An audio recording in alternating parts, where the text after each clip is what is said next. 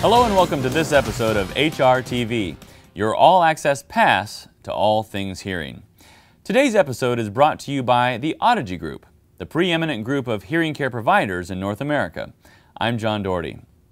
Our top story today: a new study shows a clear link between dementia and hearing loss. According to a new report in the February issue of Archives of Neurology, older adults with hearing loss appear more likely to develop dementia, and their risk increases as their hearing loss becomes more severe. Beginning in 1990, researchers at Johns Hopkins Medical Institute studied nearly 650 people between the ages of 36 and 90 who did not have dementia. They were followed for the development of dementia and Alzheimer's diseases through May of 2008.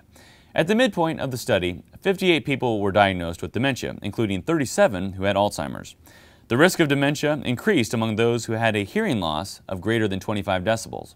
And for participants over 60, more than one-third of the risk of dementia was associated with hearing loss. As for developing Alzheimer's, the risk increased by 20% for every 10 decibels of hearing loss. The authors believe hearing loss may be causally related to dementia through exhaustion of cognitive reserve, social isolation, elimination of sensory nerve fibers, or a combination of those pathways. If these findings are confirmed through independent cohorts, they could have substantial implications for public health. The X Factor. It's that something extra you get when working for an Audigy certified practice. You'll have a career, not just a job. You'll receive support from an expert team of experienced professionals, investment in your continuing education and professional growth, and access to state-of-the-art practice platforms and cutting-edge technology. Realize your personal, professional, and financial goals. Visit Audigy Group at the Audiology Now Conference. It's in Chicago, April 6th through the 9th. Find them at booth 1035. Discover the power the X Factor has in store for you. In regulatory news, OSHA is backing off of its more stringent noise control revisions. This comes in response to feedback from manufacturers, lawmakers, and an executive order detailing our recent economic growth. OSHA wanted new noise control measures where economically and technically feasible, specifically for workplaces that expose employees to 90 dBA during a typical workday. Assistant Secretary of Labor for OSHA, David Michaels, says OSHA is still committed to the goal of reducing work-related hearing loss, but they are suspending work on the new policy to study other approaches. Those include greater outreach, compliance assistance, and more stakeholder meetings to gather input from manufacturers and safety professionals.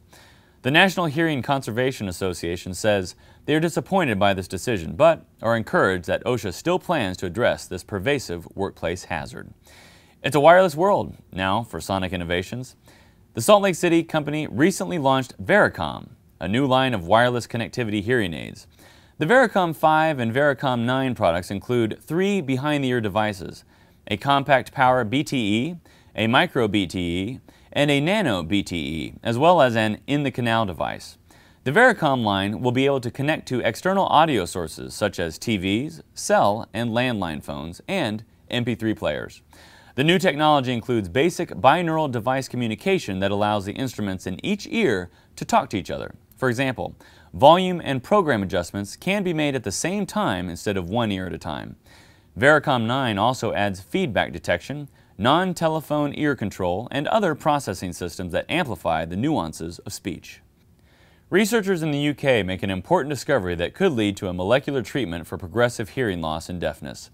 The team from the University of Sheffield found a mutation in a gene known as MIR96, prevents development of the auditory sensory hair cells. The authors studied a strain of mice that carry a single base mutation in the MIR96 gene.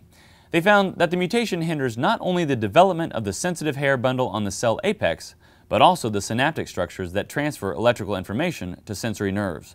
These findings suggest that MIR96 is a master regulator responsible for the development of sensory cells that are vital for hearing. Since the mutation causes human deafness and drugs can target microRNA molecules, this study could provide the basis for treating progressive hearing loss and deafness. Odometrics is opening a new headquarters in the United States.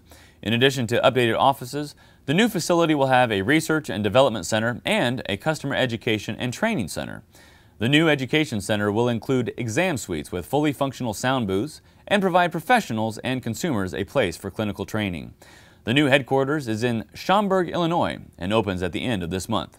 Odometrics is a division of GN Resound and manufactures computer-based audiology equipment in more than 70 countries. We have news of another advancement in hearing aids, this one for X-Silent.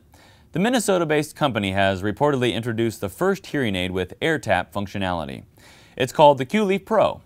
It is an instant-fit CIC aid that lets users switch between listening programs with just a tap of the ear, rendering the need for a button on the switch on the device obsolete.